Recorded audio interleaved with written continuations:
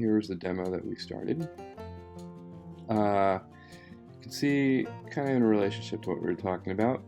We start with the planes, and I keep the planes large, oblique shapes, really following all the anatomy that we've been studying, focusing on landmarks to kind of set the stage for when I go back in at this stage, and break my anatomy into more complex shapes. You can see I'm just following those planimetric landmarks, and now I'm starting to get specific to the figure. And that allows me to take that foundational understanding of planes and build it into a more personal understanding of the figure himself. All right.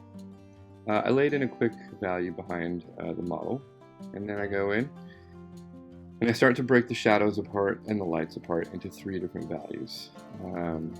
I like to start out with massing in my darkest dark areas, which tends to be on the opposite side of the light source.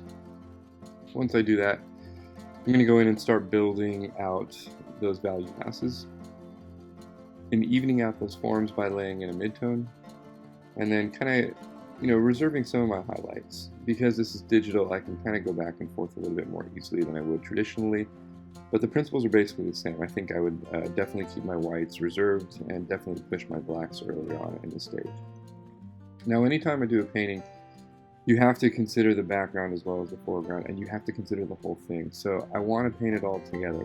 Once I feel like everything is laid in and I have an understanding of the form, then I'll go in and kind of do what I'm doing right here and just hunker down and focus on a very specific section, which is the left eye on the figure.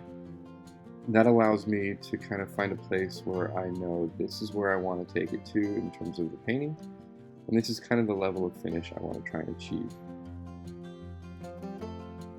Once that's done, and I feel like, okay, I got it to where I want it to go, I have my full range of values in place. Now I've taken it from 3 values up to like 7 or 8 values.